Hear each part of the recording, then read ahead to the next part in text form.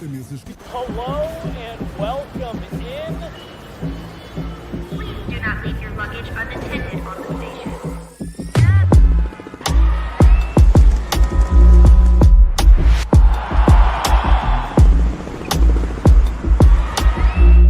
Welcome to the show.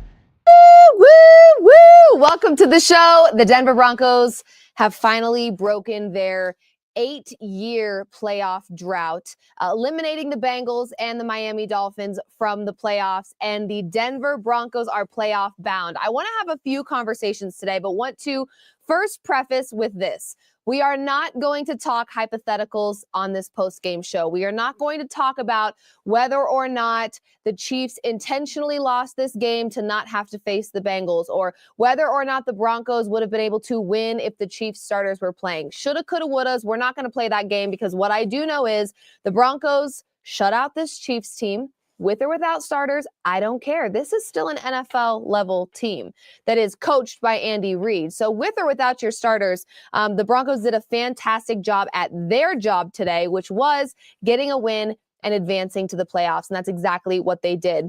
A 38-0 win over the Kansas City Chiefs. And yes, I understand the Chiefs did not play their starters. Patrick Mahomes was not out there. Would this game have looked differently? Yes, we all know that. It doesn't take rocket science to figure that out. We absolutely know this game would have looked a little bit different had Patrick Mahomes been out there.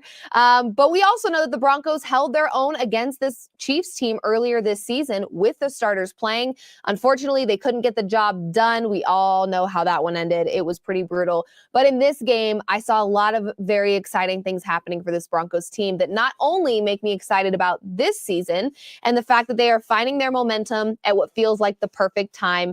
They had some games over the last few weeks that felt disappointing, yes. And as a longtime Denver Broncos fan, I can tell you, it did feel very defeating these last couple of weeks, dropping that game to the Bengals in overtime when they only needed a tie, and then also not showing up in the entire second half against the Los Angeles Chargers would have allowed them, if they would have shown up, to win that game and then comfortably kind of coast through the remainder of their season, although we know Sean Payton probably would not have allowed them to coast through the rest of their season, but they would have had a little bit more comfortability knowing that they had already made the playoffs. But the pressure was on in this game. We knew it was on in this game. And yes, there were conversations swirling about what are the Chiefs' intentions going into this game. We knew starters would be rested. We knew we wouldn't see Patrick Mahomes. And there's no reason to see Patrick Mahomes when you've already locked in the number 1 seed in the AFC. The Chiefs have only lost now 2 games this season. And one of those being to the Denver Broncos, a game that the Broncos absolutely needed.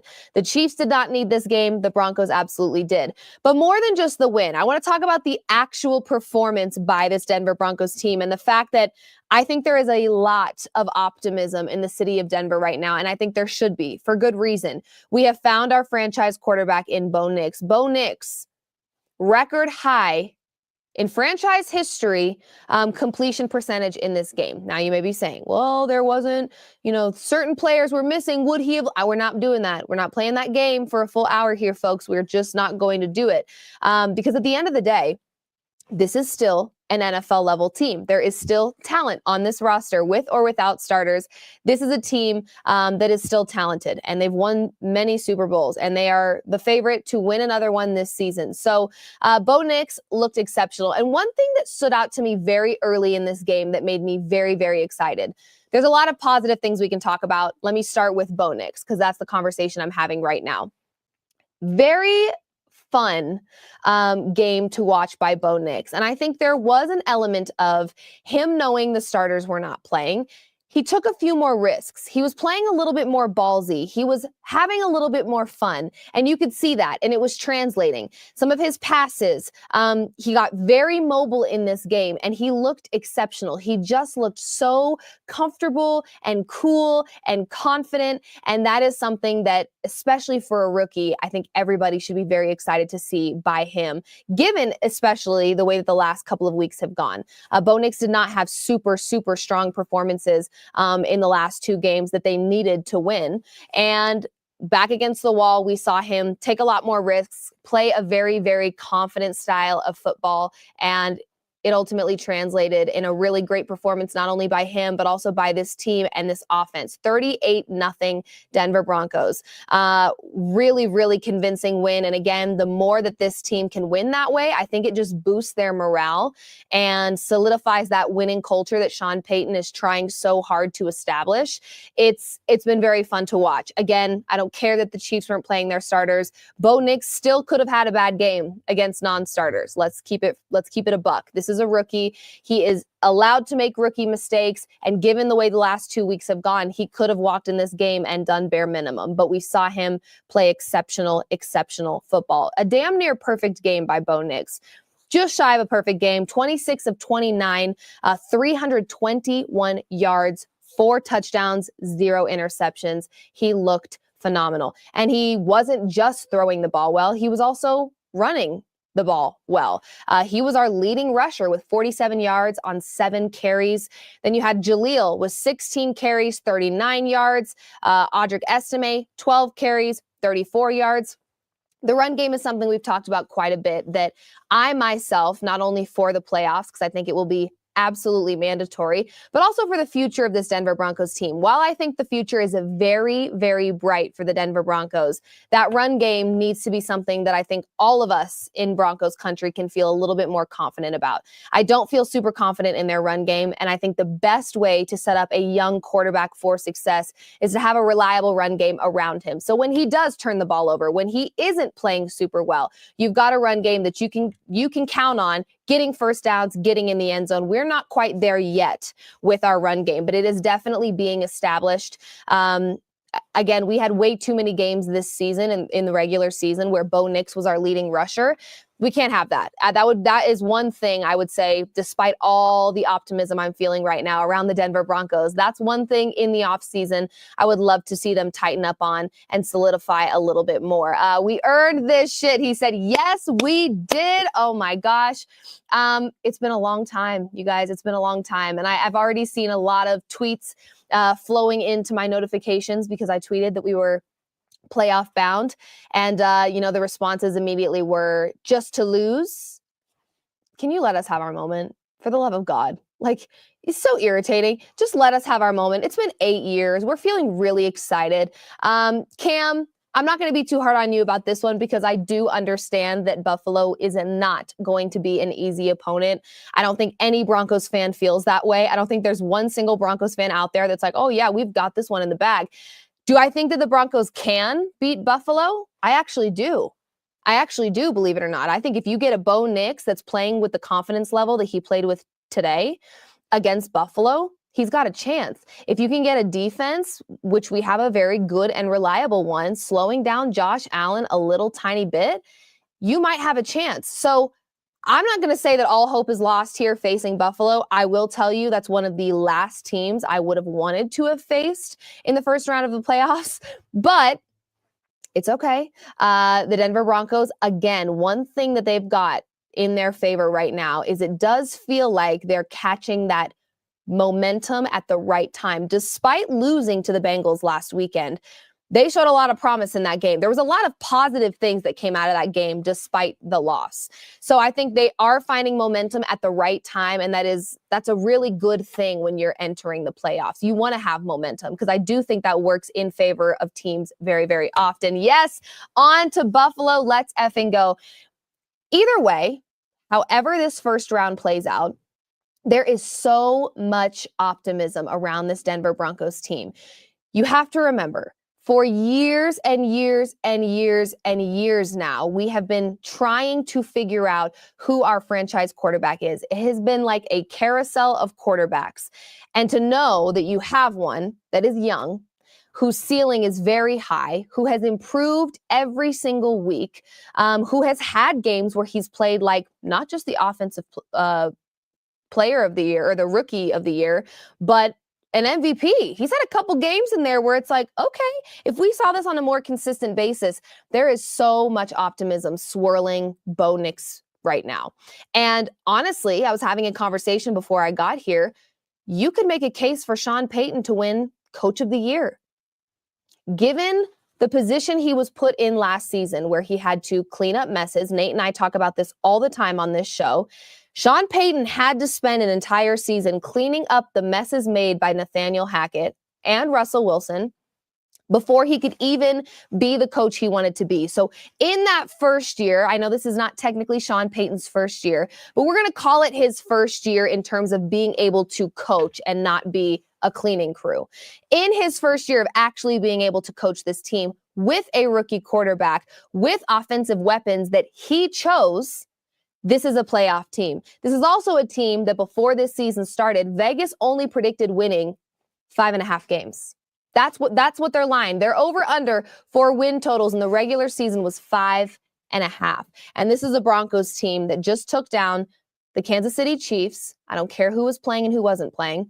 Took down the Kansas City Chiefs, shut them out actually, 38-0 in their final game of the regular season to make the playoffs. It's a really, really great position for this Broncos team to be in. Regardless of what happens in that first round, there is so much optimism here. You've got a Vance Joseph-led defense that to me has played at a championship level multiple times this season. You've got Pat Surtain. Pat Surtain, who is the favorite right now to win Defensive Player of the Year, 42 total tackles for Pat Surtain this season. I believe 137 or 132 total yards off of 4 interceptions this season, one of which was a touchdown. And opposing quarterbacks, when throwing in his direction, were completing just 59% of their passes. Pat Surtain is Defensive Player of the Year. He is, whether you like it or not. You can argue with me all you want. I don't care. And then you've got another Defensive Player of the Year candidate, in my opinion, in Nick Bonito. This has been an exceptionally great year for the Denver Broncos, despite some of the games that they dropped early while they were kind of trying to find some rhythm, as well as a few late season games that kind of made us all worried, like, oh, is that late season collapse happening? Because we really don't want that. This comment says, playoffs, baby. All pressure is on the Bills. Listen, I agree with you. I actually could give a frick less if it was the starters or the second stringers or the Broncos dominated in this game. So you can sit there all you want, Chiefs Kingdom, and say, well, if our starters, I don't care. Shoulda, coulda, woulda. Your starters didn't play. And this Chiefs team was shut out. Actually, as a Chiefs fan, that would kind of freak me out a little bit. Like, dang. If any of our starters get injured in the next few years, what does this team look like? So the Denver Broncos got it done at home to end the regular season and to secure a playoff spot. And it's been 8 years without a playoff run by this Denver Broncos team. Now, could this end up being a playoff jog for them? Maybe. Maybe they don't make a deep playoff run. Maybe that's not what's in the cards for them this season. But what I can tell you is I think that for years to come, there is a lot of exciting things happening around this Broncos team. I want to give a humongous shout out to Sean Payton and also maybe a little bit of an apology because I was highly impatient. And honestly, get used to it. I'm always impatient. I'm a very impatient person. Any person that is close to me in my life will tell you, yep, she's not a super patient one. I'm really not. And so I'm willing to admit I got on Sean Payton pretty early in this season, expressing some of my frustrations because I wanted to see those wins translate like right now. And Nate Jackson, my wonderful co-host on this show, did tell me many times, Liv, take a deep breath, give it some time. This is a rookie quarterback. Sean Payton kind of technically in like a pseudo first year here because he had to deal with a lot of extra stuff last season. He was trying to encourage me to remain patient, and it's hard for me. It's really hard for me. I think it's hard for Broncos fans, period. You know why? Because it's been a very long time since we have been excited to watch our football team. I am excited to watch the Broncos when they come on. I really am. And I have been all season. Hope we are a sleeping giant and kick ass next week. I agree. And listen, anybody that's watched the NFL for more than just a few seasons, if you're a true NFL fan, you know crazier things have happened. I understand that Buffalo is a phenomenal football team. So good, they could make it to the Super Bowl this year. I believe that. Buffalo looks great. Josh Allen, the favorite to win MVP for a reason. He is amazing.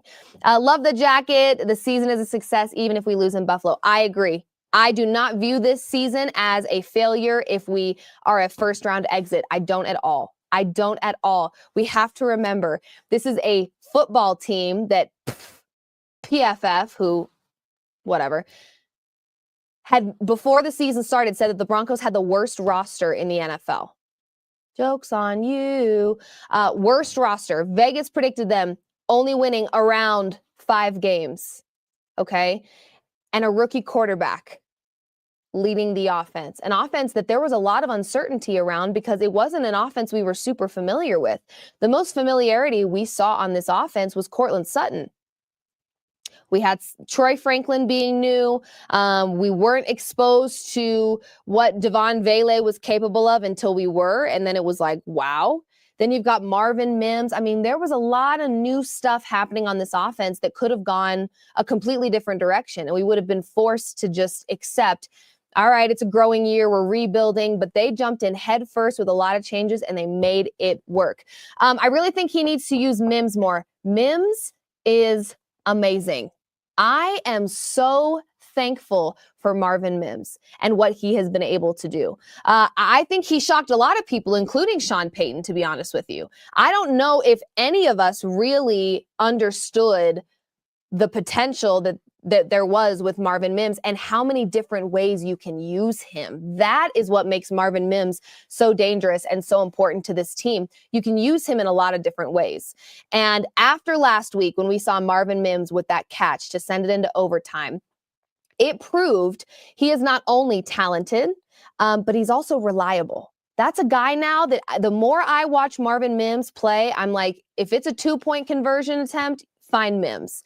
If we need momentum shifting and there's a kick return, let Mims have it. I mean, he just is a momentum shifter. He's been such an X factor for this offense this season. And I feel like we've watched him grow over this season alone. But to see the potential that he's got and what he can do for this team has been very, very exciting. And I think what we saw in this game and last game, I think last game kind of solidified it, or not solidified it, but introduced us to the idea that Marvin Mims is maybe one of the most reliable receivers, offensive players for Bo Nix on this team. And again, I think what makes Marvin Mims so special is the amount of ways that you can use him. And now that him and Bo have established a level of trust, because I do think when you have a big catch like that against a Cincinnati Bengals team fighting for a playoff spot and trying to send it into overtime, 2 guys on you, you're double teamed and you find a way like that, that to your quarterback is, okay, he's got me. He found a way. I mean, I think we all were pretty shocked by what we saw last week from Marvin Mims late in that game. And then for him to just double down on what he did last week and prove that it wasn't just a fluky moment. It was who he is. And again, the amount of ways you can use him. Marvin Mims today, 5 receptions for 51 yards, 2 touchdowns for Mims. And the first one scored in the game was by Mims very early, very quick. Sutton, 5 receptions, 98 yards, 1 touchdown. I got to give a shout out. When we were talking on the show on Friday, Nate and I said, I don't know enough about Sean Payton, but maybe he feels like the type that might try to make it difficult for Courtland Sutton to get that bonus. You never know who the coaches have in their ears and what kind of storylines they're cooking up. I was so wrong about that. Courtland Sutton for a deep ball, 47-yarder, for him to be able to make some extra money and put some extra money in his pocket. And he has deserved that. He has been extraordinarily reliable and a leader on this offense. And one thing that I can appreciate is in down moments with Bo Nix, or even with himself, he just never gave off the impression that he was giving up on Bo. And I think it's very easy to do that in the NFL. When you have a young, inexperienced rookie quarterback and they make mistakes, it's easy to get frustrated and just be like, I'm over it. Never once in a game did I feel like the team gave up on Bo, or vice versa. When Bo would throw an interception, it was actually the defense that was picking him up as they passed on the field. I just think that there is such a phenomenal culture that is being built here. And I think that Sean Payton has really won over the locker room. I think last year, in so many ways, there was maybe that elephant in the room, the elephant being named Russell Wilson, that created a lot of tension between maybe Sean and his entire locker room, because it's just naturally going to be that way when things are going south. You're losing. Your quarterback and your coach can't see eye to eye. Your quarterback kind of does whatever they want, isn't really playing by the rules. I think it's easy to feel that way. But I think Sean Payton has really earned the respect of the locker room, in the sense that not only do most people know Sean Payton is a good/great head coach in the NFL, but we also know he can be tough to play for. He has things his way. He can be very stubborn. He's very particular. And I think that in order for a team to work and to establish that winning culture, the respect has to go both ways. It really does. And I think that when we saw Bo Nix get in Sean Payton's face a little bit on the sidelines, that was a moment for Sean where he's like, okay, I see you. I like that. I saw a montage of clips of all the times Sean Payton was in Russell Wilson's face and screaming at him like he was a little kid in timeout. And Russ is just sitting there like, ooh, and Bo, he found his voice, and he found it quickly, and he was not afraid to use his voice. And I think his team respects that. I think Sean respects that. And I think it's just, they're establishing a really, really phenomenal culture. And I've been very excited. All of that to say, I started on the topic of Courtland Sutton, and I do believe he absolutely deserved to get that extra money in his pocket, because he has been such a crucial leader for this Broncos offense all season long. So very excited for him. And obviously, the relationship that him and Bo have formed on the field, the chemistry that they have formed, has been really, really special to watch. And it's been crucial to the success of this team. So shout out Courtland Sutton. Get your bag. So happy for you. I believe he only needed 82 yards in this game. He ended with 98. Like I said, that deep pass from Bo was 47 yards, and he was able to get pretty close with just that pass alone to what he needed, but kept cooking, ended up scoring a touchdown as well. Really great. I want to talk about another person that I believe was a quiet X factor offensively for the Broncos this season, and I really hope we tap into him in that first game against Buffalo, and that's Devon Vele. Devon Vele has been extraordinarily reliable. When Bo Nix finds Vele, for the most part, he's ready and he's got the ball and he's going to make it happen. Okay, 4 receptions for Devon Vele in this one for 50 yards, and that's off of 4 targets. When he is throwing the ball, he finds a way to catch it. And that moment in the end zone, I know we all saw it. The ball is bouncing around. You're not sure what's going to happen. I was very, very worried it was going to be an interception. That was how my gut was feeling. Anytime the ball bounces in the air like that and they have time to scramble underneath it, I never feel good about it. Vele found a way to get there, keep the toes in. It was a beautiful play. And to me, Vele has been an extremely, extremely reliable weapon for Bo Nix this season. I hope we continue to tap into that. So X factor wise, offensively, I know that I said Courtland Sutton is a leader and extremely reliable. I definitely think that is the receiver that Bo Nix felt the most comfortable with the most quickly, which you would expect that from Courtland Sutton, right? Being paid the way he's being paid and being a veteran in this locker room, you would expect him and Bo Nix to find that relationship rather quickly in comparison to other players. But honestly, my offensive X factors right now, if I look at this season as a whole, especially over the last few weeks, Marvin Mims and Devon Vele. I am loving what we've seen from them this season, and I think the ceiling is very high. And more importantly than that, our rookie quarterback has done exceptional things. He had an exceptional game tonight, and he's just proven to be, he's got that dog in him. There were a lot of people that weren't sure what we were going to get from Bo Nix this season that were kind of drinking that haterade a little bit, to be honest with you. That's kind of how it felt. And I don't think there's a whole lot you can hate on about this season for Bo Nix. I truly don't think there is a lot that you can take away from this and feel negative about what we saw from him. So I am feeling very, very happy. Some other things, I'm kind of looking over the stat line here. Our defense, we know, our defense has been phenomenal. In this game, they recorded 5 sacks. 5 sacks. Quite a few tackles, but 5 sacks more importantly. And I believe that kind of puts them in the position this season, once everything is all said and done, to lead the league in sacks this season. Vance Joseph has done an exceptional job with this defense. And if you guys remember correctly, I'm going to flash you back to last season when that defense did not start off super hot. In fact, Miami game, I'm not going to talk much about it because I know it's going to give us all PTSD a little bit. But that Miami game was brutal. And there was a lot of conversations at that time happening like, what is going on with this Vance Joseph-led defense? And then it wasn't until about week 7 last season that Vance Joseph-led defense found some rhythm and started to get back on track. And what we've seen from this defense this season, in my opinion, is them playing at an exceptionally high level. Some may call it a championship level. I do believe this Broncos team has a championship level defense. I think our offense has been where we've had a couple question marks and uncertainties. But the more we've watched this offense play over the course of this season, we've watched them not only improve, but become way more confident and way more reliable. Like I said, the one thing in the offseason that I would like this team to establish a little bit more offensively is the run game. You got to set Bo up for success. You got to give him a reliable run game that gives him the opportunity to have bad games and, turn the ball over and not be a perfect quarterback and still get wins. Okay. Now, that being said, is there still some improvement that can be made to Bo Nix and his comfortability in the pocket and finding, different weapons and the weapons themselves being reliable and making big plays? Absolutely.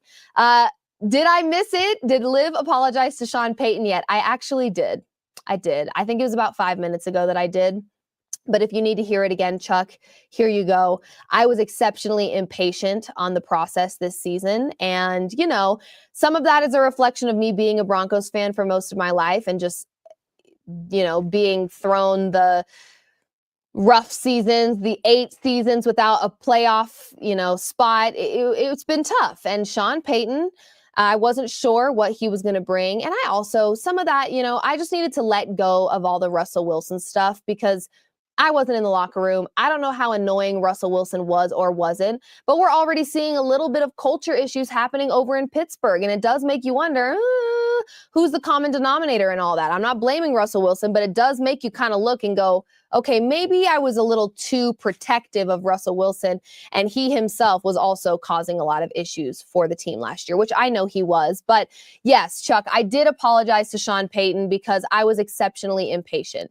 And early in the season, I had some frustrations, and to me, I let them out on Sean Payton. Now, I will say, I do stand by the fact that there were some questionable play calling here and there. I don't think Sean early in the season was great with the play calling. I don't think he was setting Bo Nix up for success in certain ways. But again, Bo Nix, Sean Payton on the sidelines got into it a little bit. And before you knew it, Bo Nix basically demanded respect by Sean Payton. Sean Payton gave it to him. And from that moment moving forward, it felt like there was a lot of really exciting things happening for this Broncos team. So yes, I did apologize. And I will probably apologize a few more times in this show because I was very, very tough on Sean Payton. And at the end of the day, I just needed to be a little bit more patient with the process because it's not easy to come into a new team with a quarterback that you didn't pick, clean up the messes from a coach like Nathaniel Hackett that basically just allowed it to be a free-for-all. Do whatever you want, Russell Wilson. Yeah, you're good, whatever. We know. He's got the Aaron Rodgers syndrome. That's Nathaniel Hackett's guy. So Aaron Rodgers says jump, Nathaniel Hackett says how high. And he came to Denver. He allowed Russell Wilson to do the same thing. He lost the respect of his locker room.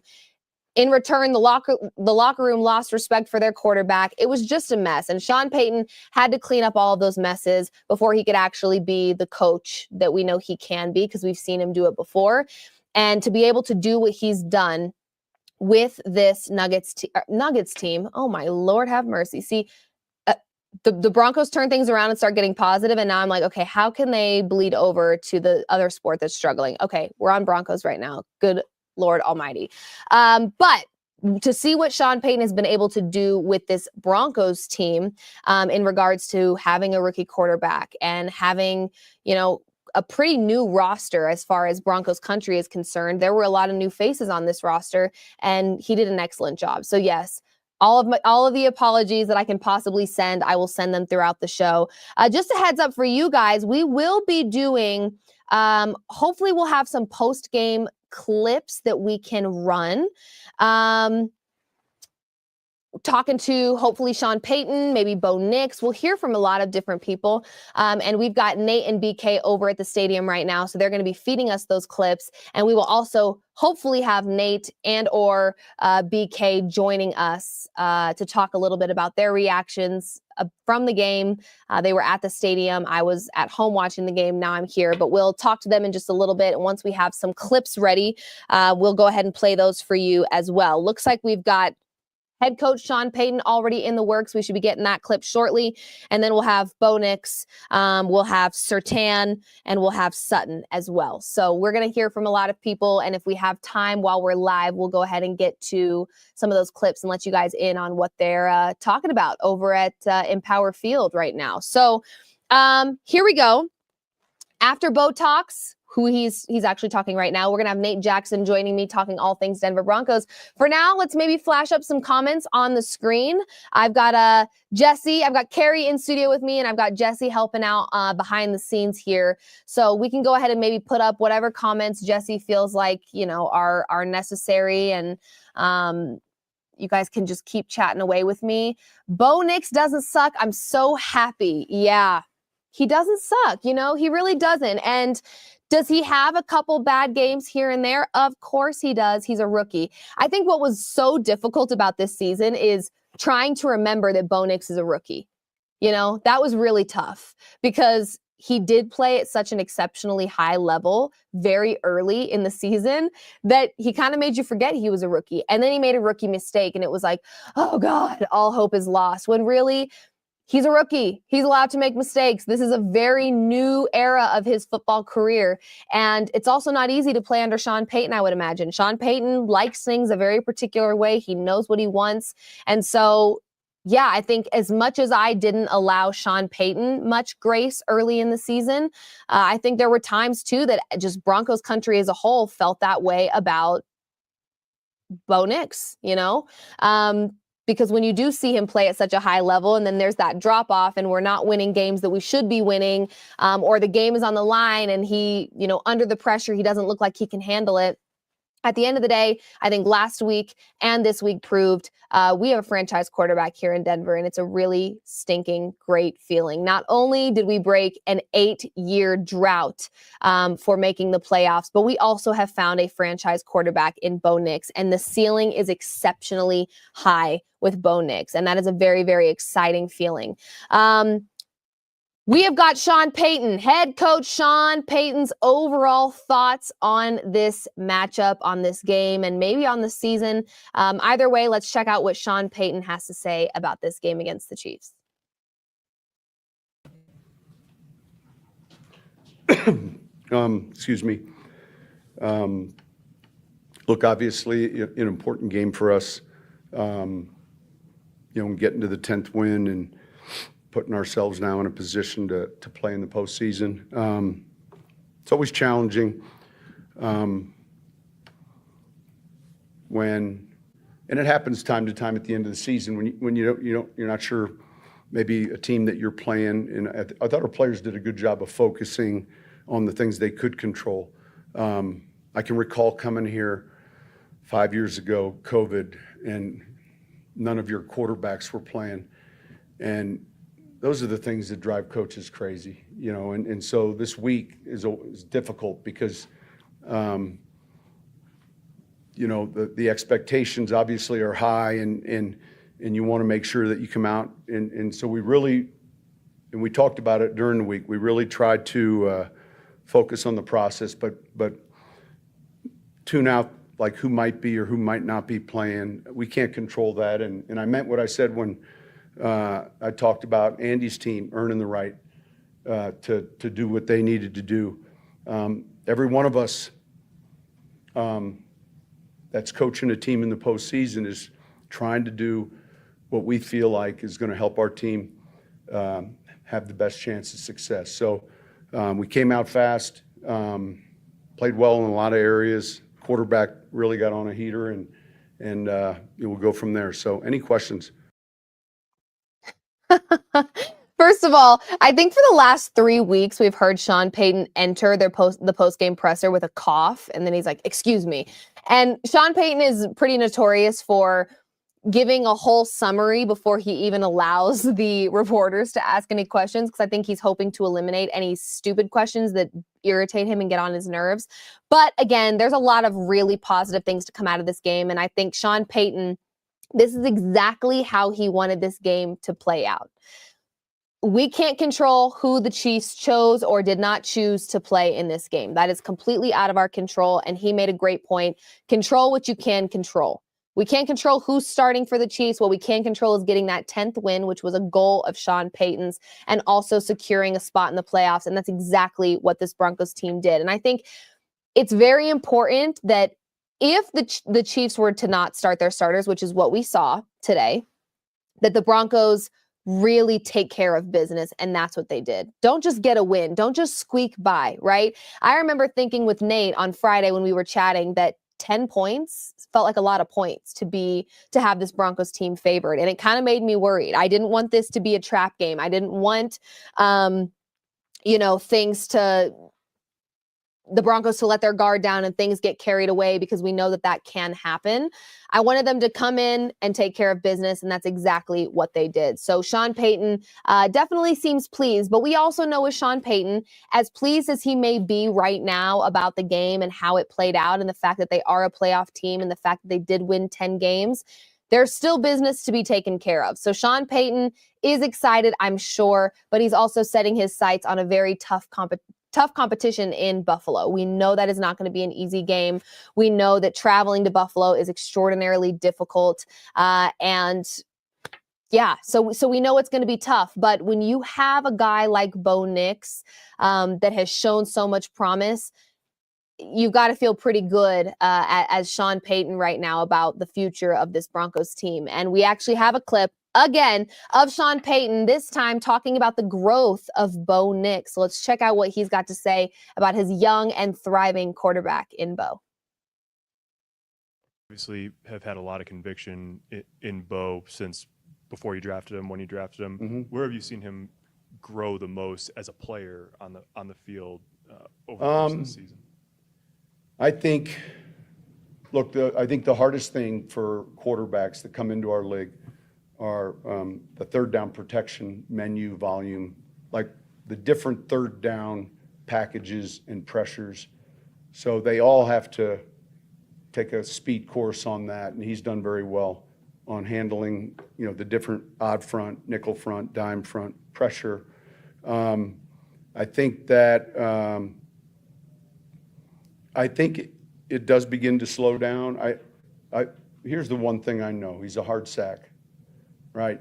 And I also know it's difficult if someone coming from the college ranks is sacked quite a bit. It's difficult to change that. And so that statistic has as much to do with the quarterback as it does the offensive line. And I think that he processes it and gets rid of it. And the other thing I would say is, man, with his feet,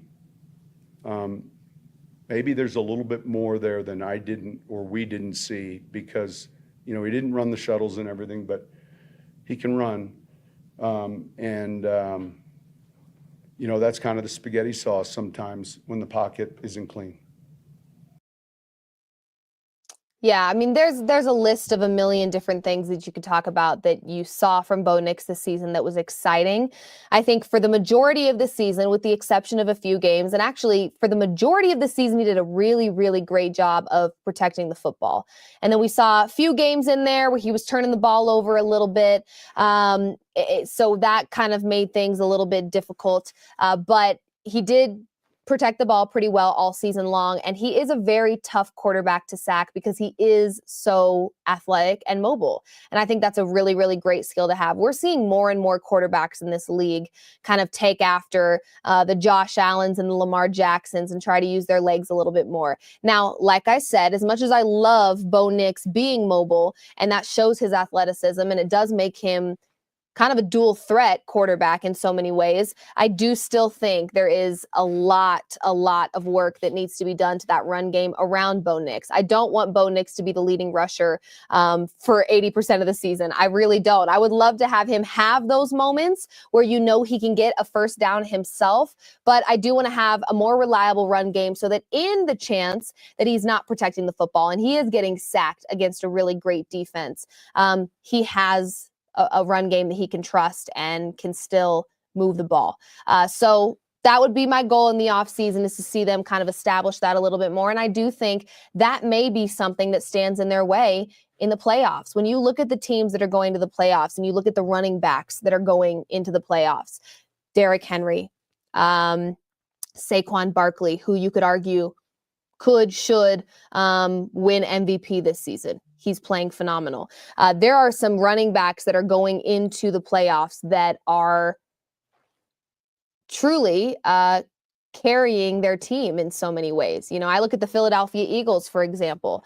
I'm not sure I would be feeling very positive as an Eagles fan had Saquon Barkley not been on the team. It gives a little bit of wiggle room for Jalen Hurts to not be perfect, because you still have Saquon that can move the ball like crazy. So that run game to me is something that actually could be the reason that the Broncos can't make a deep playoff run this year. So if we can establish that in the offseason, again, not speaking too soon, I am one game at a time, but in the offseason would love to see some help around Bo in that department. All right.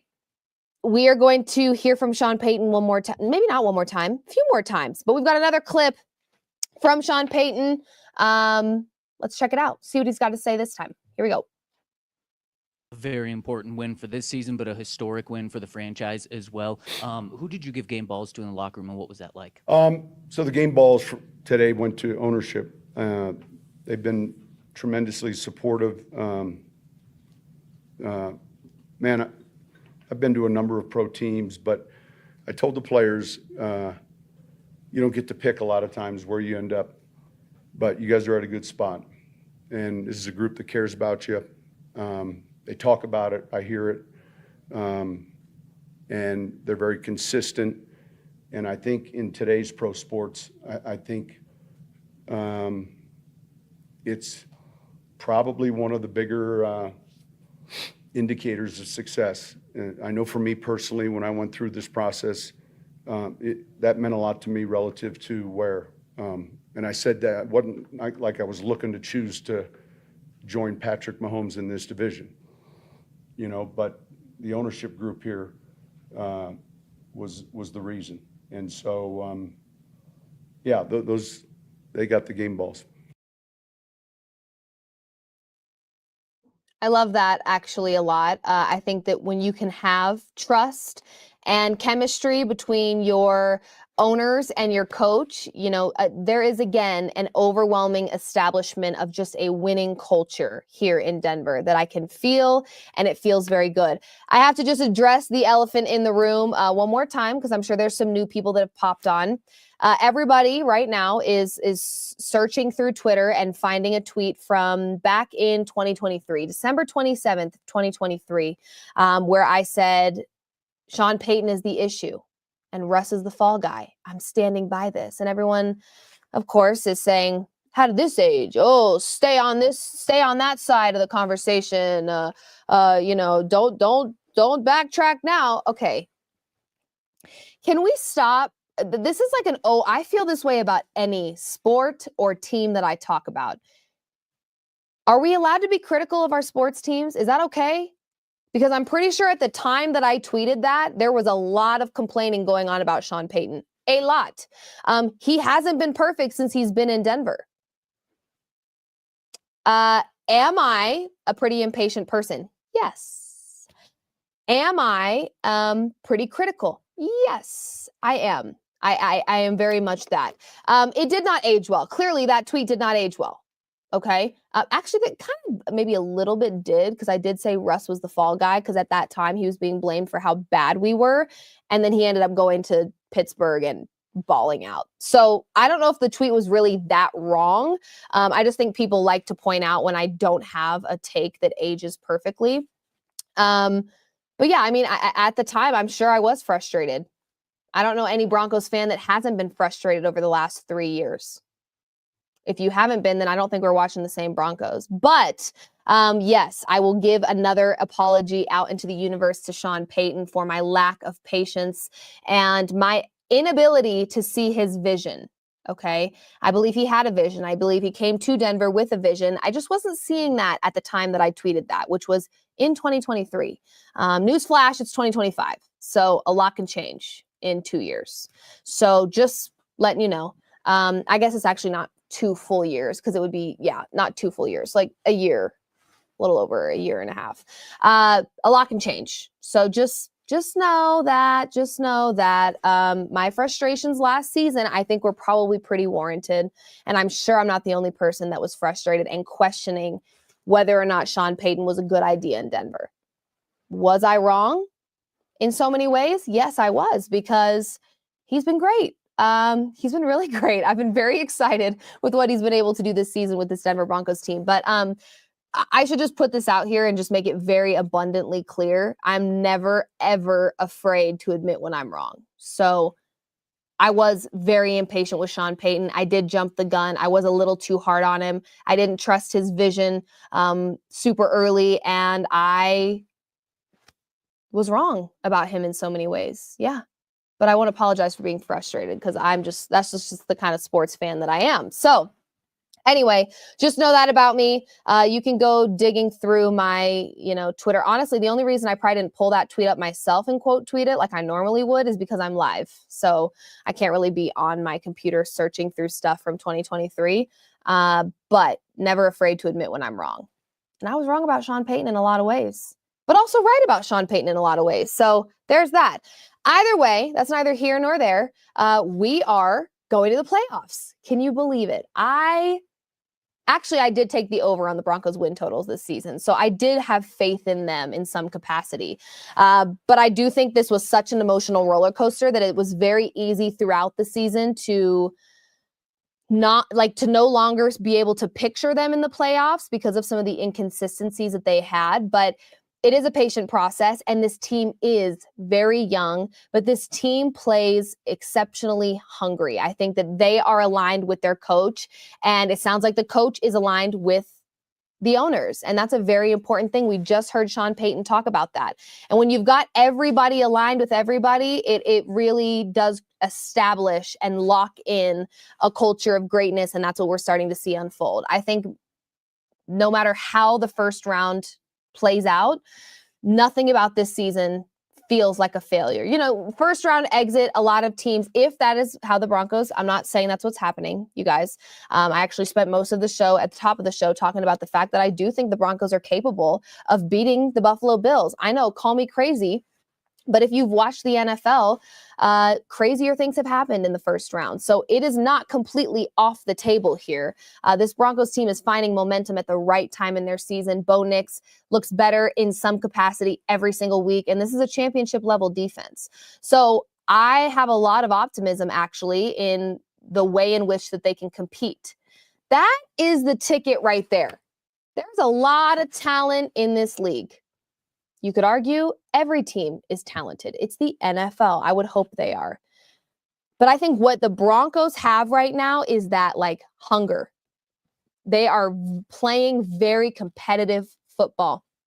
Honestly, we saw the biggest spark of that with that Marvin Mims catch to take the game into overtime against the hottest offense in the league in the Cincinnati Bengals. I mean, they're just playing very competitive football, and they have momentum. That's a really great combination as you enter the playoffs. I'm hoping they can channel this momentum into next week against a really, really great team in Buffalo, because it's not going to be an easy win. If they do win, it's not going to be easy. It's going to come down to who makes fewer mistakes. We do know that Bo Nix, for the majority of this season, protected the football very well and was very difficult to sack. But we also know Josh Allen is playing at an MVP level. He is the favorite to win MVP. He is also very mobile.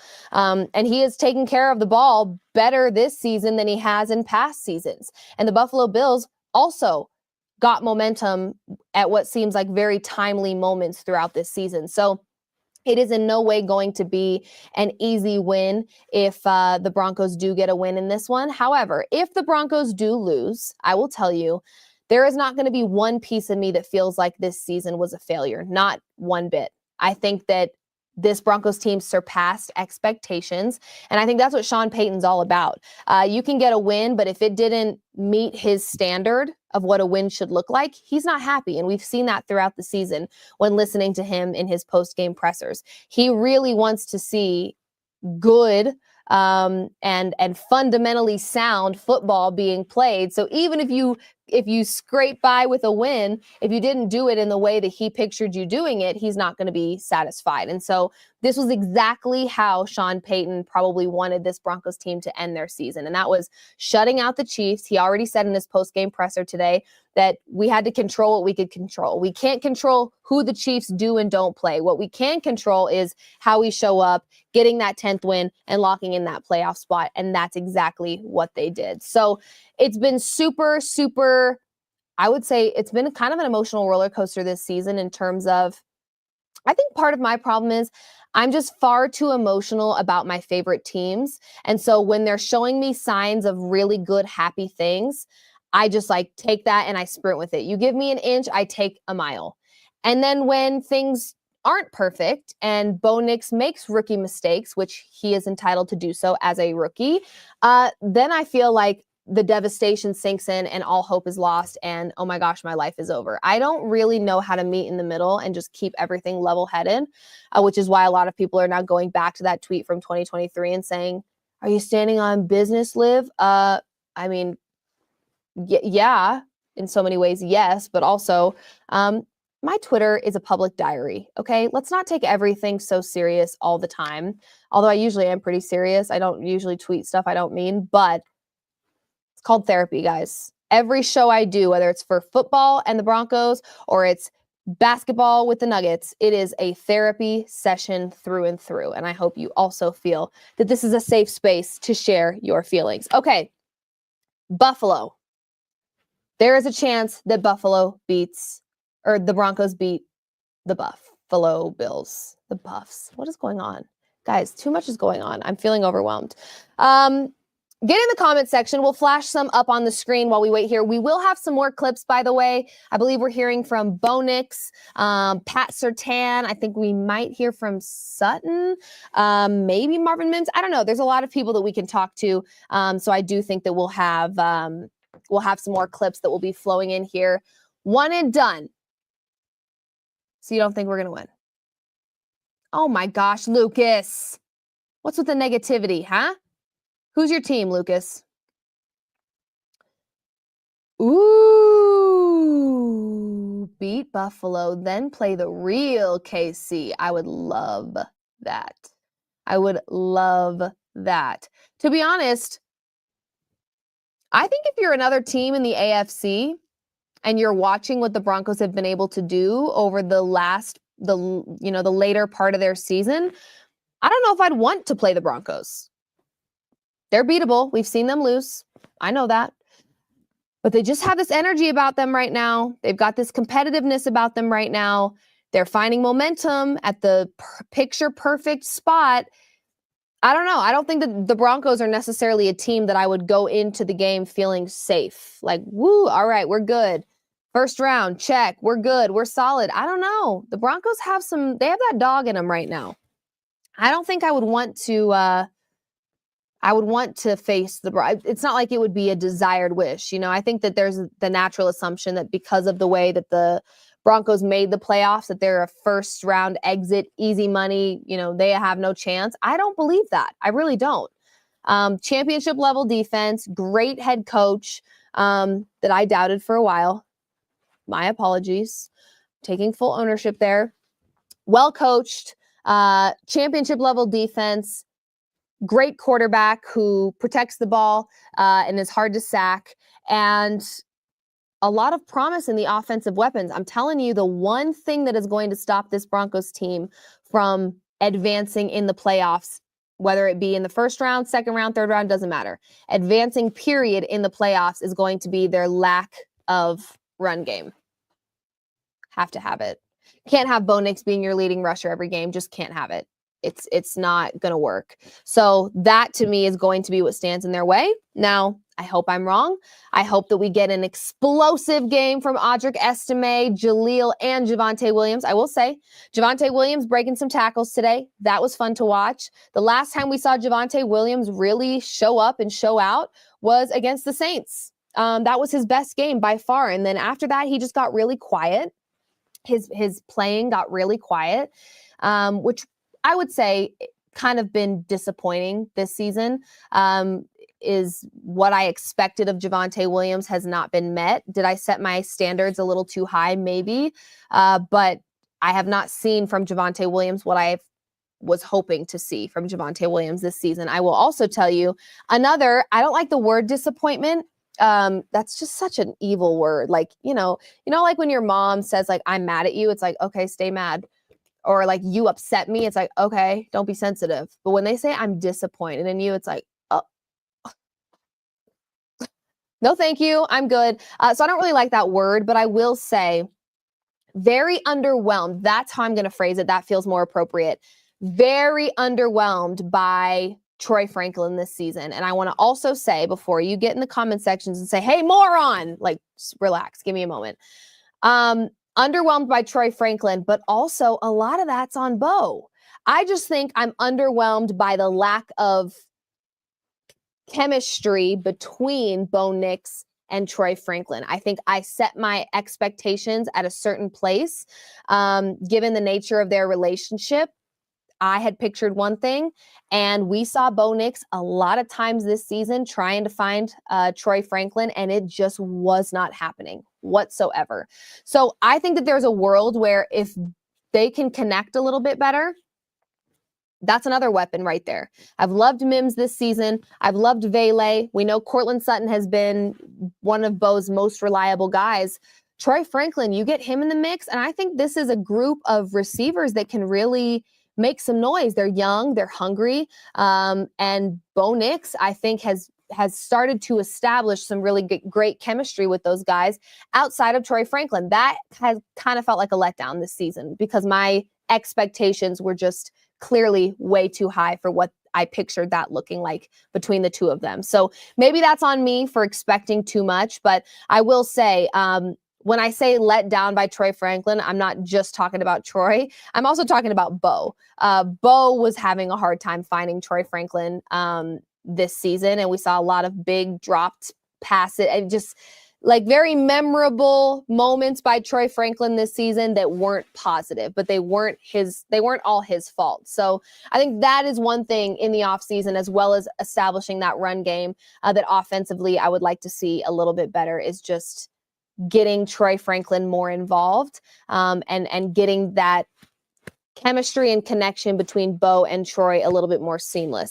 Waiting here to see, give me a moment. Let me check in and see if we've got any more clips coming in. I think here soon we will. I've got my producers kind of keeping me up to date on all things post-game presser talk. So as soon as we've got more, you guys will go ahead and see that. Any comments that my producers want to put up on the screen, we can sit and keep chit-chatting until we've got Nate that will hopefully be joining.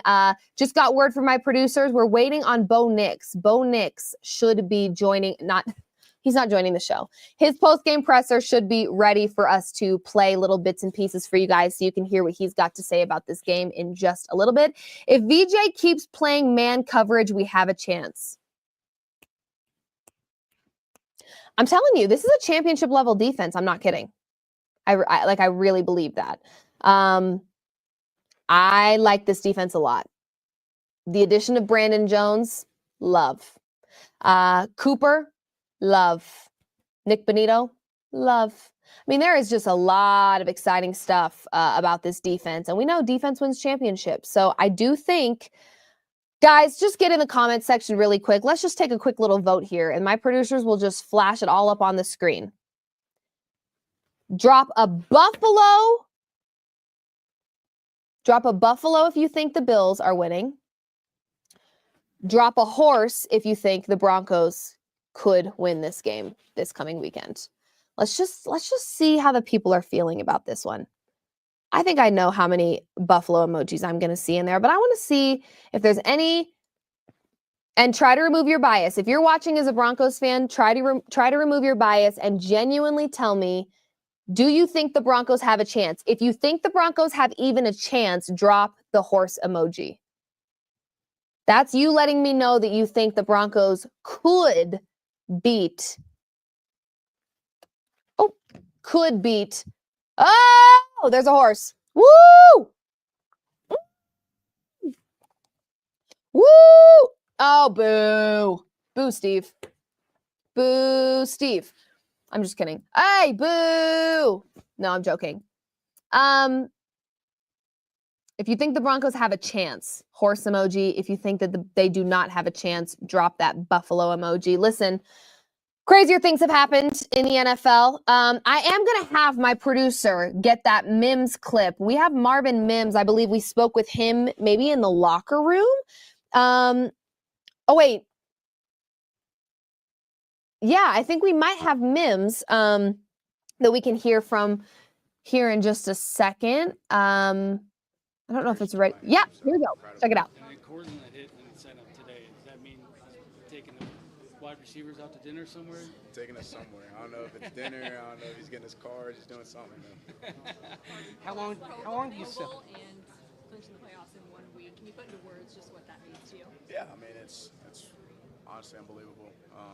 Being able to go to my second Pro Bowl in 2 years, something I don't take for granted at all. Me going as a punt returner, huge ups to my whole unit. They've been blocking their tails off all year, and then being able to clinch the playoffs. I mean, it's a huge accomplishment, not for us, but just the whole team, especially the guys that have been in the organization for so long, and just being able to get that win for them. How long do you celebrate this? I mean, there's the 24-hour rule. Does that apply here as well? Yeah, for sure. My rule is probably like 2 hours. By the time I wake up, I'll probably be off the high and just ready to go to get some treatment. But yeah, just like you said, I mean, you can't celebrate it long. We got a tough one next week. East Coast game too. You put travel into it, so we'll be ready to go. How confident, or any confidence coming from beating them last year in Buffalo? I think that's a personal thing.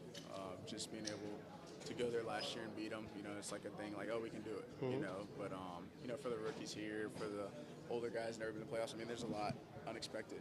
Bills Mafia is one of the strongest fan bases in the country.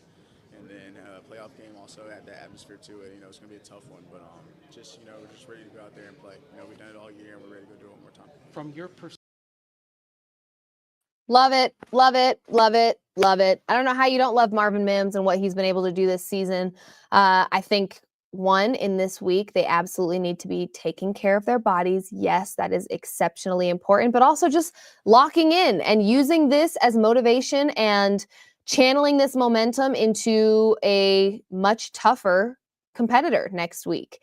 And we have seen this Broncos team fall exceptionally short to really great teams this year, and that's just the fact. I'm not trying to sound like a hater, but that's the truth. When they faced the Ravens, that was kind of a dip in the season where it was like, woo, maybe we're not as strong as we thought we were. However, from that moment, I do think there has been every game we've seen progress by this Broncos team, which is why I say the momentum that they're building is so timely in terms of kind of channeling all the things that they've learned and the ways that they've grown into a really tough game against the Bills. You kind of, in this spot, have to catch the Buffalo Bills vulnerable and with their wall down, with their guard down, because that's going to be where the Broncos can really take advantage of the weaknesses that the Bills have. There is no perfect football team in the NFL. They do have their own weaknesses. So that's going to be really important for this Broncos team to, kind of you got to catch the Bills in a vulnerable position this weekend, and hopefully they're too well coached, and Josh Allen is playing at too high of a level for them to, in my opinion, let their guard down at all. Especially if they've been watching the Broncos even a little bit, they should know that you just don't want to underestimate what Sean Payton, this defense, or Bo Nix can do. Bo Nix earlier in the season went toe-to-toe with Patrick Mahomes, and he ended his season. I don't care who was playing for the Chiefs. Don't even start in the comments. Ended his season 26 of 29, 321 yards, 4 touchdowns, 0 interceptions, 0 sacks. I mean, that's a really great way for your rookie to go into the first round of the playoffs, is with stats like that and with some confidence and with a little bit of energy. Not only that, 7 carries for 47 yards. So again, Bo Nix playing really, really great football today, and hopefully can channel that momentum into next week when they hopefully beat the Bills. I will tell you, the Bills are really good. So I'm going to go into that game not expecting too much, just because I know myself. I don't want to get my hopes up and then be wildly, wildly disappointed. I think that we should, as Broncos fans, acknowledge that this is going to be very tough. And the Broncos really will have to do almost everything right in order to take down this Bills team, because we've seen this Bills team play consistently at a high level almost all season long. This Broncos team, there has been ebbs and flows. There has been highs and lows. It hasn't been consistently great. They've had really, really great moments and flashes of greatness and a lot of exciting things happening. But they're going to have to channel all of that into playing that complete game of football, right? It took the Broncos quite a few weeks this season to start playing complete football for 4 quarters. We either had our defense cutting our offensive break and our offense couldn't take advantage of it, or we had, vice versa. We weren't getting complete football. We've started to get that more and more, and that's what they're going to need against the Bills. You cannot for 1 second take your foot off the gas. Our defense has to be on. And I do still think we're in a position where we're going to have to get a big defensive play. I'm talking pick 6, Josh Allen, turnover, Pat Surtain runs it all the way, touchdown, to kind of regain that momentum, because I do think it's very difficult to play in Buffalo, and the Bills are a great team. So it is going to require this Broncos team, if we're just keeping it 100 and we're keeping it real here, it is going to require this Broncos team to be doing almost everything right, because they have had moments of greatness this season, but to be able to see it together for 4 quarters against a really great team, that's where they're going to establish their identity for years and years and years to come. I talked with Nate a little bit on Friday about the fact that I just want to see this Broncos team win tough games, right? The wins that have felt the most comfortable have been with starters not playing, injuries. There really haven't been a ton of super comfortable, convincing wins by this Broncos team. Some of them a little too close for comfort. So I think the more that this Broncos team can dig deep and find ways to beat really high-level teams like the Buffalo Bills, that's where they're really going to start establishing the identity of who they are. We've seen flashes of that identity, but now we want to see it really transpire in the playoffs. But either way, like I said, having this Broncos team as a playoff team this year, ending that 8-year drought, is this season, regardless of how it ends, was a success in my book. And I hope you guys all feel the same way. Vegas did not think this team was going to win more than 5.5 games. Rookie quarterback, a lot of doubt around Sean Payton, myself included, and a pretty new roster, a lot of new faces that Broncos country wasn't entirely familiar with. And we were able to turn the season into a successful one. I say we, like I was out there. I did nothing except for be critical and podcast about them. However, I do think that there was so much of this season that was pleasantly surprising. And I do think for years to come, this Broncos team is looking at some pretty successful seasons ahead. But one season at a time, there's still business to take care of, and hopefully they can do that in Buffalo. I am not sure if we've got any more clips. Let me just check my phone here. Let's see here. I'm not sure we have anything just yet, and I'm not sure when Nate is joining me. I'm going to shoot him a text. We'll put up some more comments on the screen. I'm not sure if you guys are chatting. I can't see those comments right now, but we'll have Jesse put up some comments from the chat, and we'll go back and forth. Offense, defense, special teams needs to show up the rest of the way. That is the truth. I don't know why I didn't mention special teams. Yes. It has to be their most complete game yet. Truly, that's how I feel. And we gotta see if this Broncos team can handle hanging with the big dogs, because playing in Buffalo, against Buffalo, against Josh Allen in the first round of the playoffs is not going to be easy. I think they have the talent for it, but it's going to require them to be on their P's and Q's. Any other comments that we've got that you guys want me to see while we wait for, hopefully Nate joins. I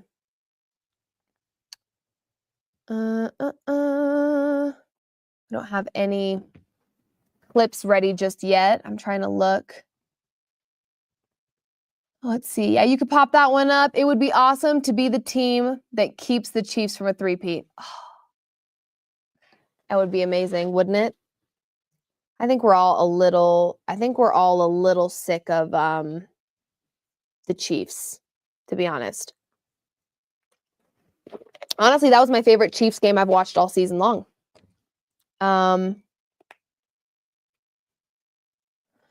Nate will be joining me hopefully soon. They are bringing in PS2. He is finishing up talking with everybody, and then we're going to get Nate in here to hang out and chat. I'm not sure if we have any other clips ready just yet, but once they're ready, we will play them for you. We won't be playing Bengals offense in the postseason. I know that. Yeah, we eliminated the Bengals and the Dolphins.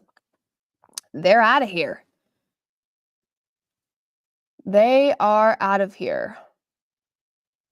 I'm trying to read these comments and see what you guys are saying.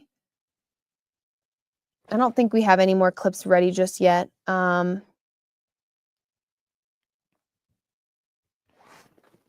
We may just, what's that one say? Broncos all day. Heck yeah. Yeah, you guys, this is a really good feeling. I mean, you have to feel excited about what you're seeing. And I just actually checked my Twitter for a second, and some person was like, again, the tweet from December of 2023, and someone said something about like, you really think you have a right to celebrate? Yeah, I do, actually. As long as we don't have to face the Ravens, we have a shot. Yeah. You know, though, I mean, I would like to think that the Broncos wouldn't allow what happened earlier this season against the Ravens to happen again. I would like to think that maybe we have a bit more of a chance, but I don't know. This is crazy. This is crazy. Any other comments? I'm trying to read the screen. Sorry, guys, my eyesight's kind of going bad, honestly.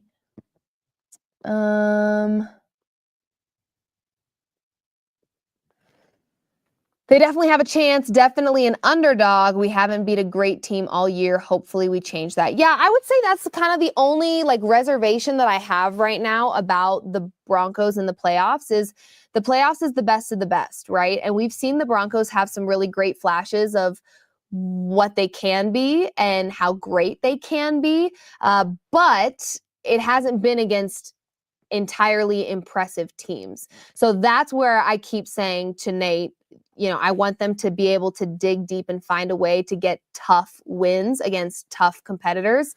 Basically, I want them to beat great teams. That's what I want to see. And they haven't done a ton of that this season, which is why I'm not going into the playoffs feeling overly optimistic. I'm trying to be as realistic as humanly possible here.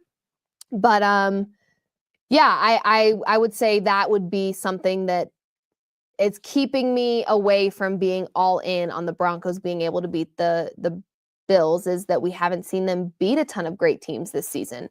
They've kind of gotten exposed in a way against great teams this season, and we know the Bills are a great team. So, and Josh Allen has, played in a playoff spot a few more times than Bo Nix has. So, there are some things you have to consider as they go into this next weekend of play, because it's not going to be all sunshines and butterflies and rainbows. It's just not.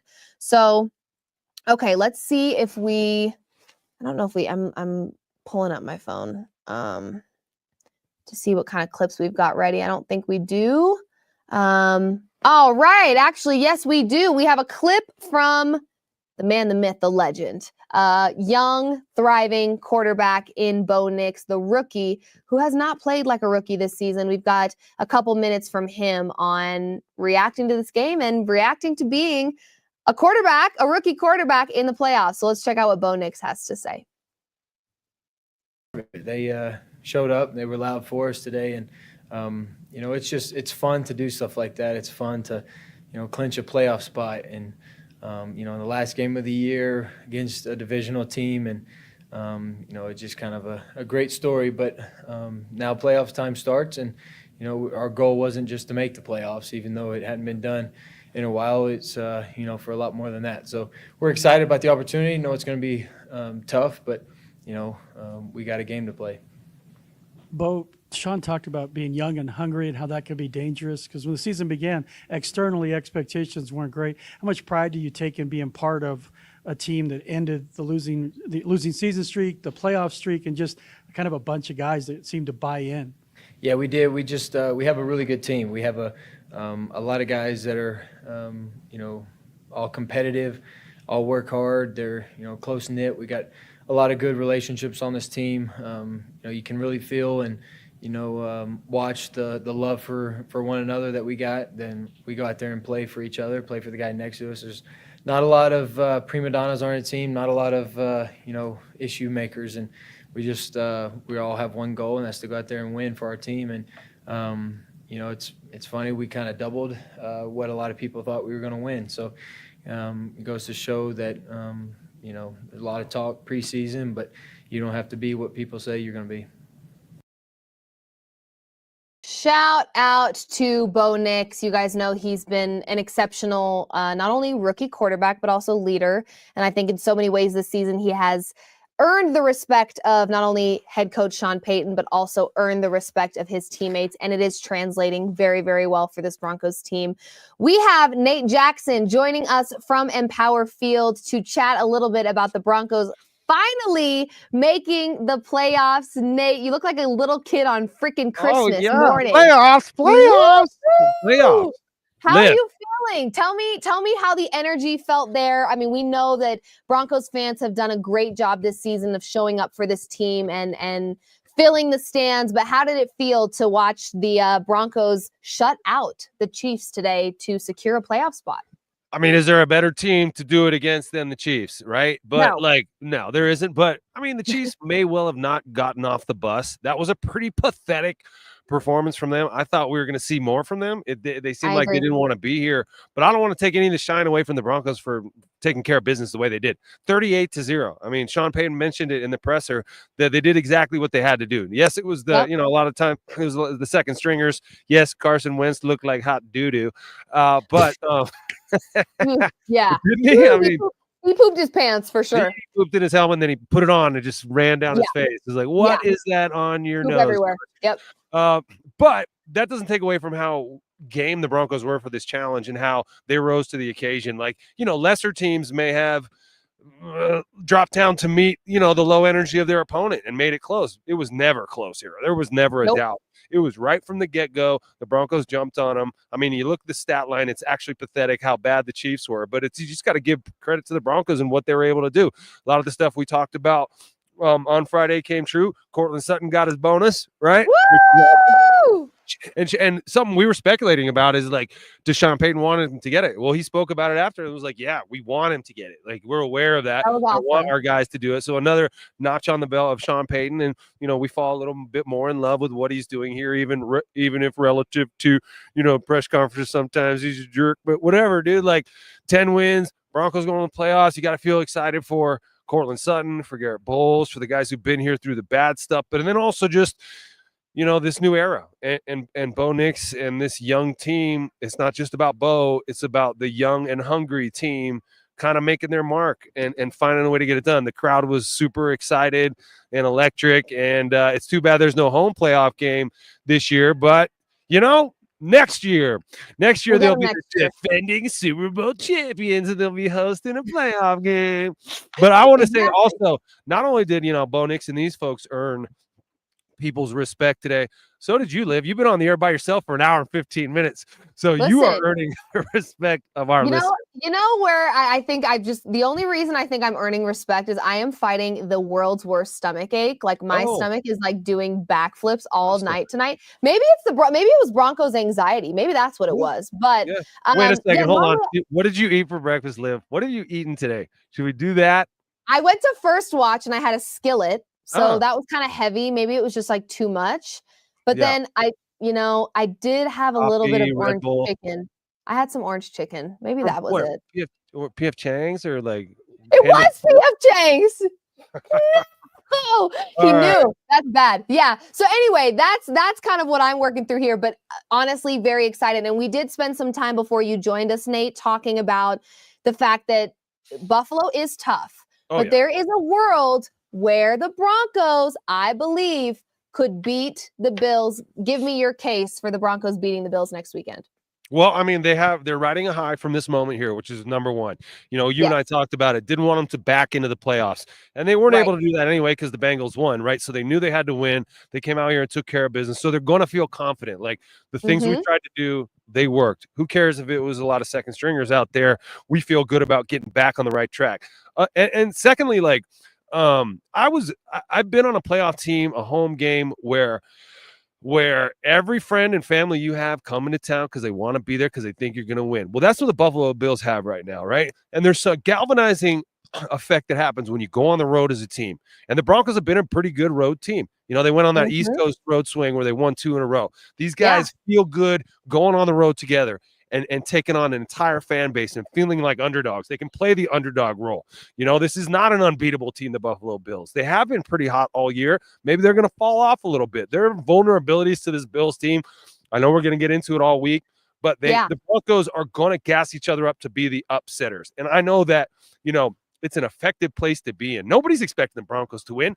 And that's what Sean Payton's going to say. No one's expecting you guys to win. They're expecting you guys to lay down in Buffalo. They're anointing Josh Allen the MVP. This Buffalo Bills team is a team of destiny, yada, yada, yada. These are motivational points that they're going to use to get these guys going. And if the Broncos defense plays like they have all season and can limit Josh Allen and find a way to get after him, now that's a tall task. He's a really good player and he's been playing really well. Of course, we respect But if the Broncos defense shows up and then Broncos offense is able to look like what they look like today, of course, maybe not that good, but they're coming together. And, you know, some of the weapons are starting to reveal themselves. Marvin Mims had another awesome touchdown today. Courtland played at a high level. You know, the running game looked pretty good today. So if they can play up to their standards and up to their potential, I think this is going to be a very close game.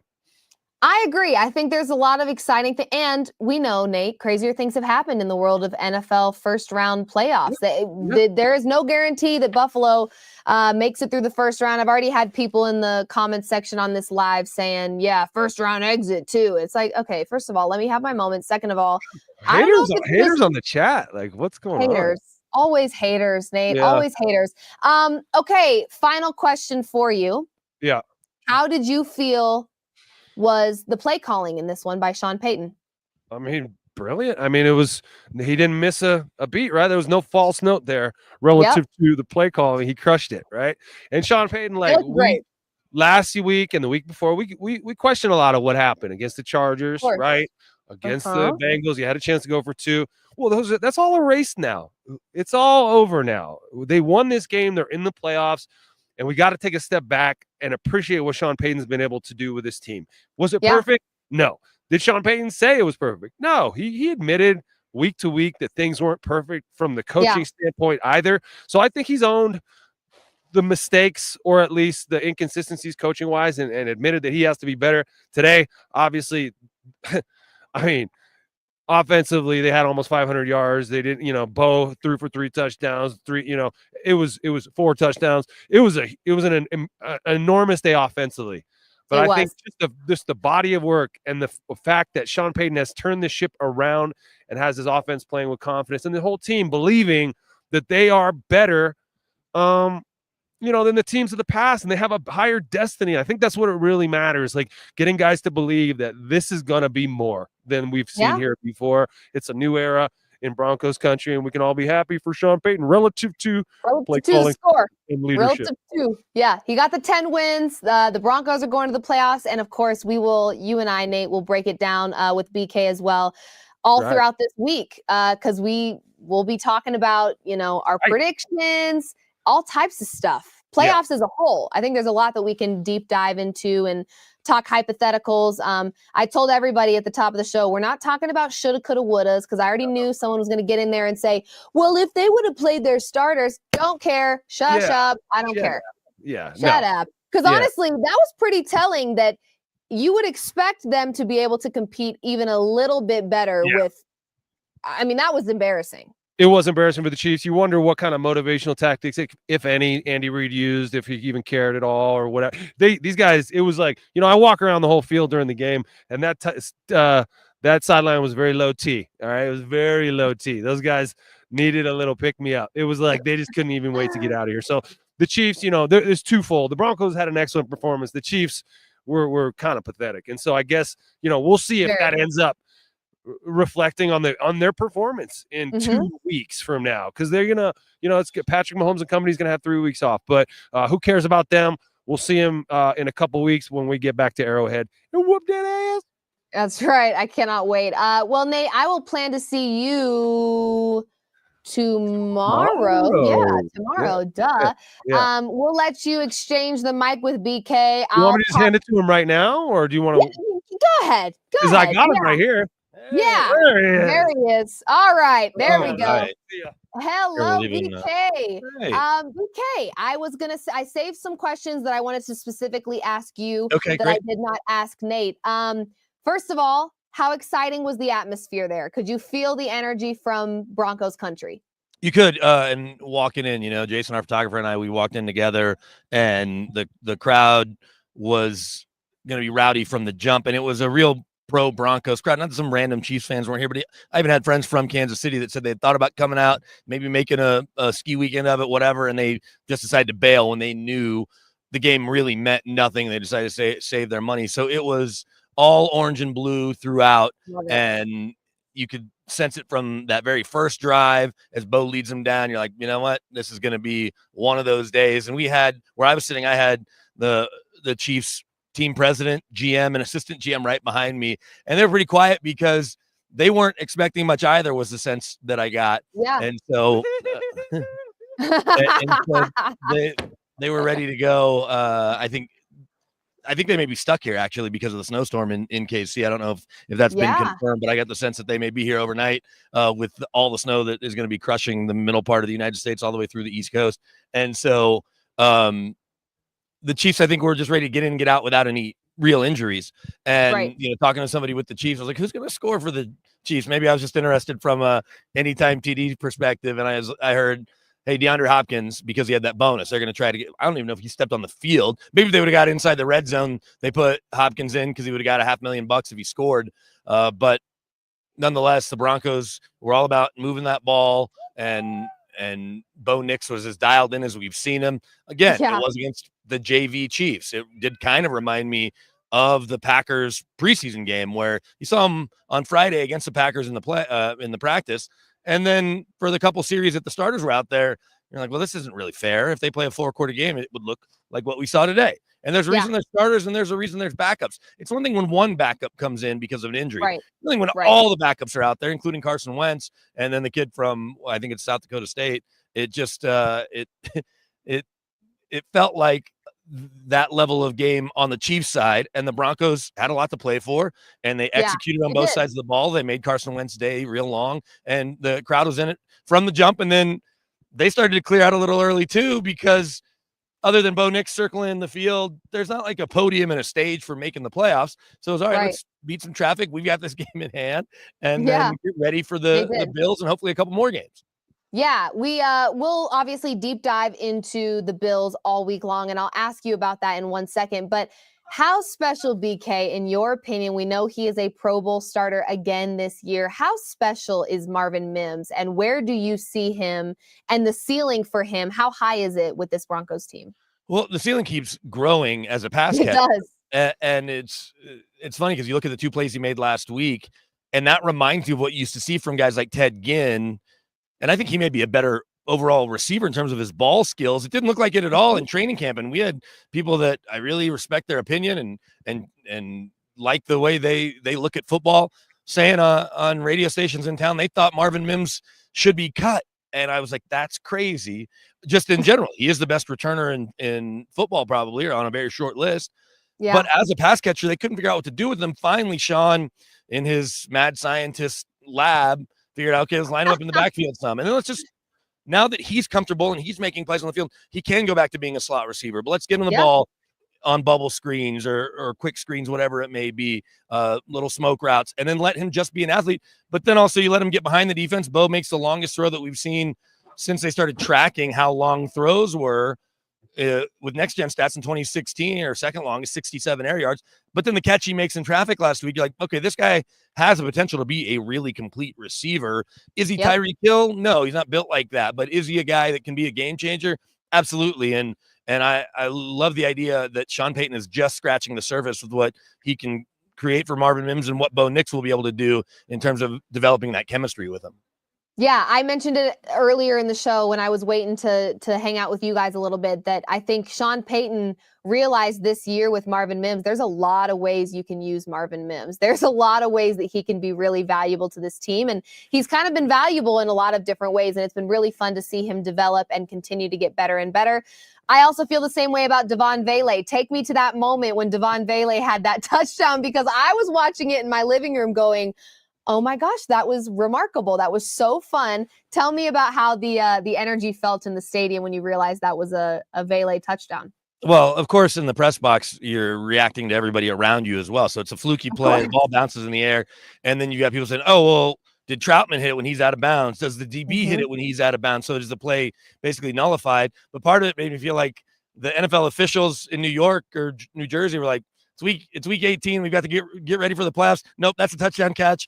Let's keep it moving. And then you watch the replay, you're like, oh, yeah, no one did end up touching it. But you heard Bo Nix say that Vele ran the wrong route. Luckily, he was in position to score. Quarterback, especially Bo Nix, a quarterback's not going to throw their guy under the bus when they run the wrong route. Especially not Bo Nix. Especially Bo Nix, unless there's a good result. And the result was Vele got a second or third touchdown of the year. And he was one of the key contributors today when Bo was nearly perfect, 26 of 29, 320 yards, plus huge day on the ground, 4 touchdowns. If Bo Nix in the AFC Offensive Player of the Week, I'll be surprised. We know that doesn't mean anything. We know Jaden Daniels is going to end up ultimately winning Rookie of the Year. But it makes for an interesting conversation. I don't think he's going to win it going away. I don't know if we'll see the votes, but it was a fun moment. And once that catch was made, it just reiterated, like, okay, this is the Broncos' day. Yeah. Now let's figure out when they're playing next week. I won't be surprised if during this game they let us know, because Detroit or Minnesota gets the bye, and one of them has to go to take on the 4 seed. That there's like, okay, that game is locked in. Is it the Rams? Are the Rams the 4 seed or the Bucks? Whoever it is. We may see. I think it's the Rams. Either way, we will see. This is Saturday, Sunday. Are going to wherever that 4 seed is hosting, LA or Tampa. It'll either to be fair, to just take you behind the curtain, Detroit, as fun as they are, and Minnesota with the year they've had, that's not New York. It's not the Dallas Cowboys. It's not the Raiders, the Packers, the Steelers. It's not a Bay Area team. Those aren't the biggest markets. And so it doesn't matter as much as if if another team they were waiting on, they might say, oh, we want that team in prime time. I think that they will go ahead, and I bet by the second half we will see a graphic up on Sunday Night Football saying, okay, Broncos are playing at the Bills. I think it's one of the early games, either the early game Saturday or very likely the early game Sunday at 1 Eastern, 11 hour time is just my prediction. I don't have any insight, but that's just how it feels reading, the tea leaves of years past and how they set up these playoff matchups. And Steelers-Ravens feels like it's 100% going to be the Monday night capper to Wild Card Weekend. But again, we'll find out when they send it to us. Yeah, we've got some good football on the horizon. Really quick, BK, and I know we'll deep dive this all week long, but tell me just briefly your thoughts on how much of a chance do you think the Broncos have to upset the Bills in the first round? I give it a better chance than probably Vegas will. And I don't know if you've seen an early line for me on FanDuel Sportsbook or anywhere else that you might look. in the press box. I had people that I was sitting around that, again, I respect their football opinions and knowledge. And they kept 8.5, by the way. Okay, 8.5. And I said 7.5. Somebody else said 9.5. But they said, oh, it's 27-13 kind of game, 27-20. I think we're confusing the Bills defense with the 85 Bears, and we shouldn't. Yes, Von Miller's over there, but not the same Von Miller we saw in Super Bowl 50. Right. And they've got some good players. Their corners have been suspect. They obviously made some changes at safety, letting the 2 all-pro veterans go and trust in Taylor Rapp and company. And we know Ed Oliver's a wrecker up front, but they're not as good as the Broncos defense. They're not as good as what I think the Steelers defense is. They're a good defense, not a great defense. Josh Allen may very well be the MVP, but they showed they could slow him down last year. And that was when he had Steph Diggs. Now he doesn't have Steph Diggs. He has a rookie in Keon Coleman. James Cook clearly has improved as a running back, and saw today where he sets the record for their franchise. It had guys like O.J. Simpson and Thurman Thomas playing there, among others. And so he's a solid back. They've got good receivers. It's going to be a tough place to play. But there's also that nervousness because they haven't gotten over the hump. And are they looking ahead to the trip to Baltimore potentially to take on the Ravens? And can we finally beat the Chiefs that they overlooked Bo Nix and the Broncos? The Broncos went in there on a Monday night last year with Russell Wilson and took some flukiness. And at the end of the game, a second field goal attempt because there were 12 men on the field. But they won a game there. They've won in Buffalo before. It won't be easy. There won't be a blizzard and all the snow that we get in the early part of the week. So hopefully they can go, certainly not only keep it close, but maybe shock the world. And then a trip to Arrowhead will be on deck in 2 weekends. Oh, that would be amazing. I would love to play the Kansas City Chiefs starters and show them all the revenge that we want to get after that first game earlier in the season. But BK, thank you so much for joining me from the field, from the stadium. Thanks for feeding us all those post-game clips. And you, me, and Nate, I believe Monday we'll be talking things out. We'll deep dive this Bills Broncos preview on a deeper level Monday, Wednesday, Friday this week for off field, and then of course you and I will be tackling all the other sports like our favorite basketball team this week as well. So thank you for being here, and we'll see you tomorrow morning, 11 a.m. Mountain Time, to talk some more football. Thanks, Liv. Great work. See you tomorrow. IVK. All righty, you guys. Okay, well, I mean, very exciting stuff here. Obviously, I know, you know, they being the Broncos, that taking on the Buffalo Bills is not going to be easy at all. And I don't think that they think that for 1 second.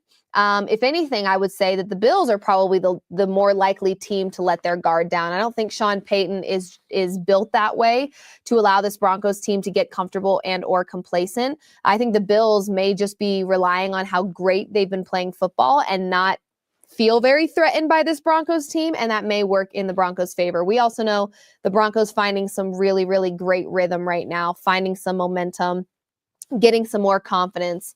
And that's been really important and really fun to watch. So this has been another Guerilla Sports Off Field, a post-game live reaction to the final regular season game for this Denver Broncos team. They are playoff bound. I am so happy to be able to say that because it's been 8 long, slow, painful years that they have not been a playoff team. And this year they are. And like I said, very excited with where this Broncos team is not only currently at, but where they are heading. I think the future is very bright, and I am sending out all of my apologies. I am tucking my tail, and I am saying that I was wrong in so many ways about Sean Payton. For that, I am sorry. I'm very impatient, but I can also admit when I'm wrong, and I was wrong about Sean Payton in so many ways. So I am so happy to see this Broncos team starting to become a winning football team again, establishing a winning culture, and hopefully they can upset the Bills next weekend. But if they don't, there is nothing about this season that feels disappointing. And I think the future is exceptionally, exceptionally bright for this Broncos team. And I want to thank you guys for being along this ride with me and Nate Jackson and BK as we've been covering the Broncos regular season games this year. Thank you for the support, the love, and tuning in tonight. We have quite a few of you on here watching live, so thank you so much. And yeah, like I said, 11 a.m. Mountain Time tomorrow for another episode of Off Field. We'll be breaking down the Bills-Broncos preview a little bit more in depth, as well as just looking at the playoff picture as a whole. So make sure you turn on all your notifications, follow Guerilla Sports on all things socials, give us a subscribe on YouTube. And of course, thanks for being here with me and hanging out for a little bit. I'm Liv Moods. Much love to you all. Let's go Broncos, and we'll see you tomorrow.